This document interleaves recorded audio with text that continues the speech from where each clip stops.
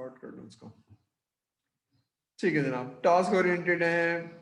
ये वो लोग हैं जो पहले हमने सोचा कि टास्क ओरिएंटेड हैं, मतलब जो काम दे दो उनकी पसंद का बस वो सर झुका के करते हैं और they are on their own. Self oriented, everyone wants to be the boss, ये वो वाले लोग होते हैं कि बस मैंने कहा है, मैंने सारा कुछ कहा है। कुछ लोग होते हैं जो बातों को, गप्पे मारने को पसंद करते हैं। तो you will have different kind of personalities. तो आपको बैलेंस देखना होता है कि यू नो लोग रिलैक्स भी करें लेकिन लोग काम करें और सारी चीजें, ठीक है ना। तो ये सारी चीजें आपको थोड़ी सी देखनी पड़ेगी in the composition of the field. तो पॉइंट वही है कि लोगों का इंटरेक्शन, लोगों की मोटिवेशन, लोगों का हर तरह से आपको ख्याल रखेंगे तो लोग प्रोडक्टिविटी ज्यादा देंगे। अगर ये नहीं रखेंगे तो लोग प्रोडक्टिविटी नहीं देंगे। लोग किस चीज से मोटिवेट होते हैं? लोग अपनी थॉट प्रोसेस को अलाइन करते हैं ऑब्जेक्टिव से। अगर थॉट प्रोसेस अलाइन ना हो, जैसे खातून का देखा आपने डोरथी, कि वो काम करने वाली सब कुछ है लेकिन बहरहाल उनकी अलाइनमेंट नहीं हो रही थी उनकी थॉट्स की और उनकी जॉब की। तो वो उनकी सोच, मोटिवेशन क्या थी? उनकी सोच ने उनको डीमोटिवेट कर दिया। वो कोई नेगेटिविटी नहीं थी लेकिन नेगेटिविटी उनकी थॉट्स में थी, उनकी इंटरप्रिटेशन में थी। तो जब बातचीत की गई, उनको बताया गया, तो फिर वो चीजें सही हो गई।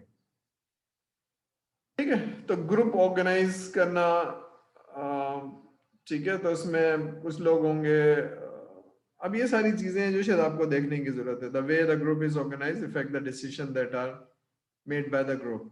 ठीक है, तो the key question that includes, तो should the project manager be technical या नॉन टेक्निकल? अच्छा, अब ये सारे सवाल आते हैं।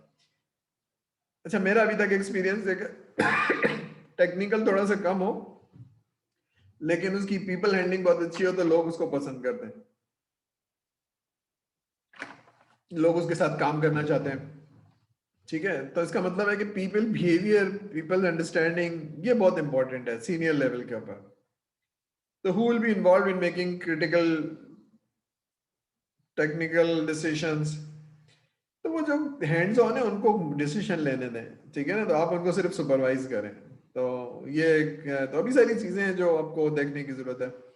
How the interaction will, you know, external stakeholder के साथ कैसे बात होगी, उनको कैसे हैंडल करेंगे, और ऐसे लोग जो आपकी प्रेमिसेस में नहीं है उनको कैसे। अच्छा, एक जो सबसे बड़ा मसला है ना ये, how to interact with the external stakeholders. Internal तो नॉर्मली हैंडल हो भी जाते हैं क्योंकि आपकी टीम का पार्ट होते हैं, आप उनको समझते हैं।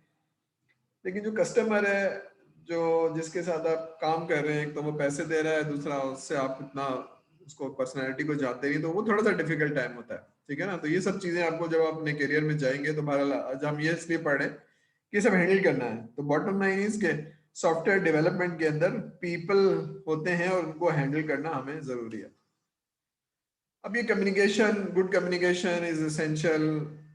अब ये सुनते तो बहुत है गुड कम्युनिकेशन, और हमारा ख्याल होता है कि हमारी कम्युनिकेशन अच्छी है, ये इस पर पूरा पूरा दिन गुजर जाएगा। गुड कम्युनिकेशन क्या चीज़ है, अच्छी कम्युनिकेशन क्या चीज़ है। अगर मैं अपने आप को अल्फाज नहीं समझा पा रहा हूँ, अपना ओपिनियन कन्वे नहीं कर पा रहा हूँ बहुत अच्छे अल्फाजों में, तो my communication is not good. ठीक है, मैं कितने ही सोफिस्टिकेटेड महज़िब जुबान बोलूँ, लेकिन I am not able to express my self, तो that is not a good communication. तो लोगों को सुनूं, समझूं, उनकी पर्सनैलिटी को समझूं और उनको एक अच्छी तरह से अपना पॉइंट ऑफ व्यू कन्वे कर पाऊं, दैट इज गुड कम्युनिकेशन। ठीक है, ठीक है, तो इन्फॉर्मेशन मस्ट बी एक्सचेंज, लोगों को बताइए, चीजें एक्सप्लेन कीजिए, ना कि वो अथॉरिटी की तौर से जब मैंने कह दिया बस करना है। तो ये probably that will not enable people to motivate. लोगों को एक्सप्लेन करें। ठीक है, good communication also strengthen group cohesion and promotes understanding. अब ये बहुत इंपॉर्टेंट चीज है, अंडरस्टैंडिंग। मैं एक एग्जांपल से आपको समझाता हूँ। I was an operation head of a big software house. ठीक है, तो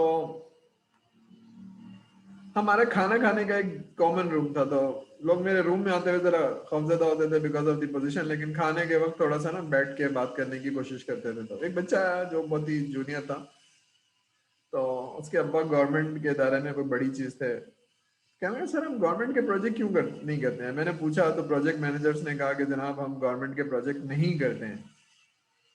तो मैं आपसे पूछना चाहता हूँ कि क्यों नहीं करते हैं, आपका क्या डिसीजन है? अब देर आर टू पॉसिबिलिटीज, एक तो मैं कह दूं कि भाई तुम्हें कुछ पता नहीं है, मुझे पता है, बस हम नहीं करते हैं। एक तो ये जवाब हो गया। एक जवाब हो गया कि अच्छा मैं तुम्हें समझाता हूँ कि हम क्यों नहीं करते हैं। उसमें 10-15 मिनट लगे होंगे, सर ने उसको समझाया होगा कि हम क्यों नहीं करते हैं, क्या वजूहत है, और उसकी समझ में आ गया होगा। दोनों में क्या फर्क है, तो बताएगा दोनों में क्या फर्क है, क्यों समझाया होगा? सर गुड कम्युनिकेशन और बैड कम्युनिकेशन का। जी। सर गुड और बैड कम्युनिकेशन का। नहीं, मैं बहुत अच्छी तरह से समझा देता कि भाई मुझे तुम्हें समझाने की जरूरत नहीं है, तुम बच्चे हो अभी, और मैं तुम्हारा बॉस हूँ, ये भी तो मैं अच्छी तरह से प्यार से समझा सकता था। लेकिन भाई, but I opt to invest 10 minutes, 12 minutes. So what is good communication?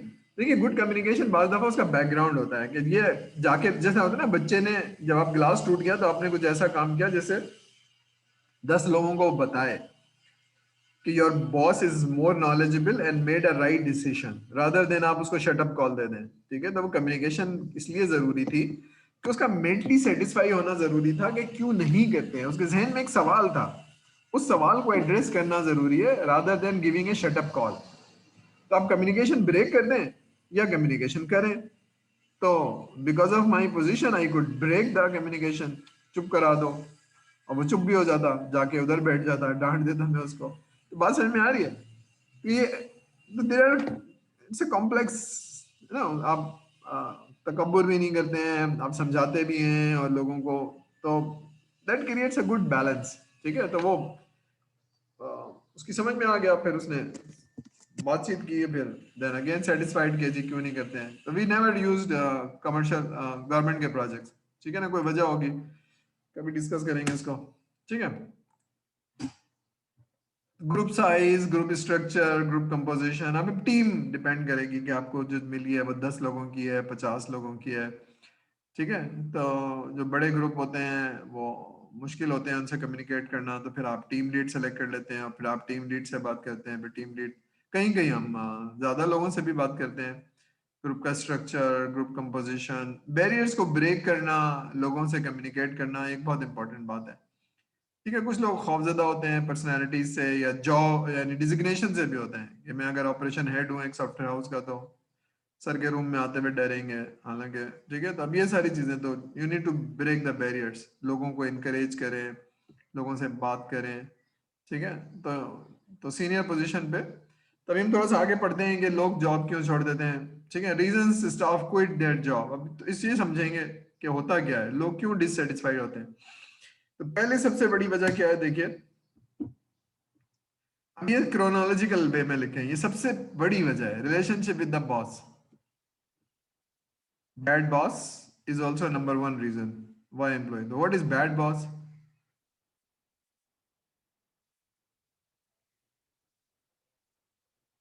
ठीक है, तो बॉस इसलिए यूज किया, सुपरवाइज समझ लीजिए, जो आपका आपसे जो ऊपर है, that's the boss. Boss provide direction, feedback, spend time in one two one meetings, connect with the employees.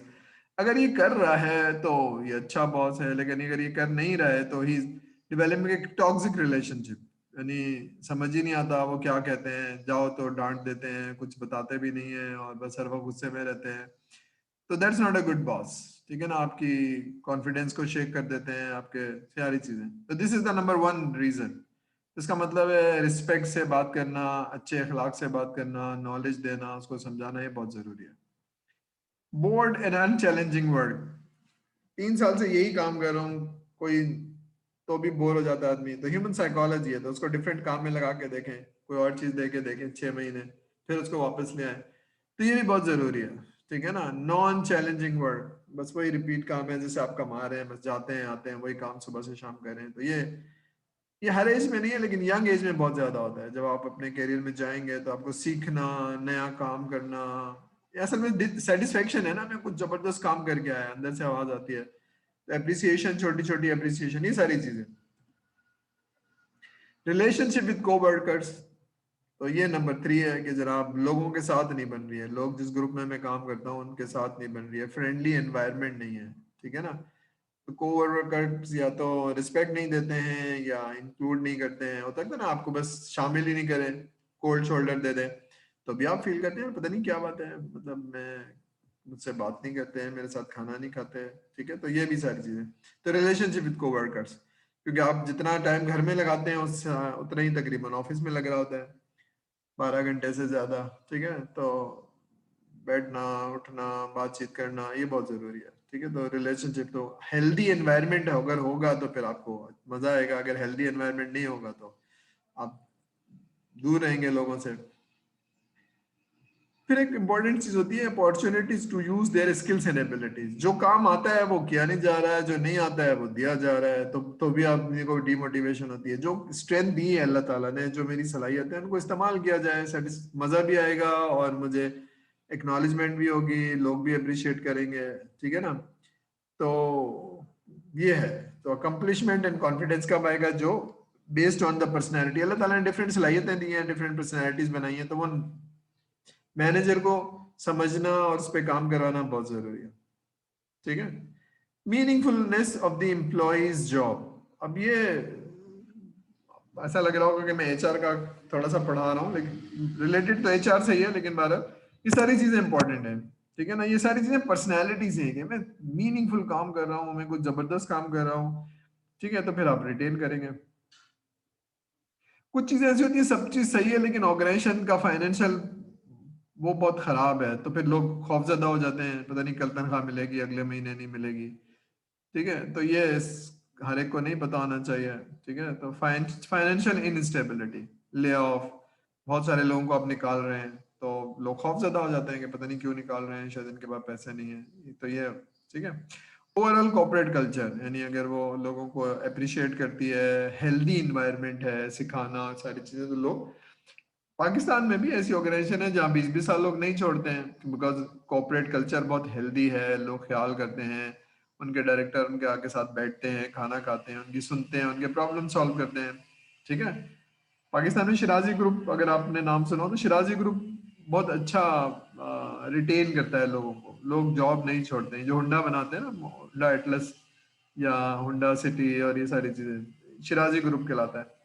तो they are very good in retaining people, लेकिन देर आर कल्चर जहाँ पर लोग 1 साल 2 साल लाते हैं, फिर कहते हैं यार भागो इधर से, तो यहाँ तो रिस्पेक्ट नहीं है, यहाँ तो अनहेल्दी कल्चर है, या तो देर आर कल्चर, ठीक है ना। तो कॉर्पोरेट कल्चर हेल्दी होता है या अनहेल्दी? हेल्दी का मतलब है लोग रुकना चाहेंगे, लोगों की रिस्पेक्ट है, तनख्वाह मिल रही है, लेकिन जहाँ रिस्पेक्ट नहीं मिल रही लोग छोड़ के भागेंगे, मेंटल स्ट्रेस मिल रही है, ठीक है। तो दैट्स इट। कोई सवाल है तो पूछिए सर से, स्टिल वी गॉट टाइम, लेकिन बहरहाल ये हमने खत्म कर लिया। एक छोटा सा टॉपिक और है कॉन्फ़िगरेशन मैनेजमेंट, वो हम कल पढ़ लेंगे, लेकिन अगर अभी तक कोई सवाल है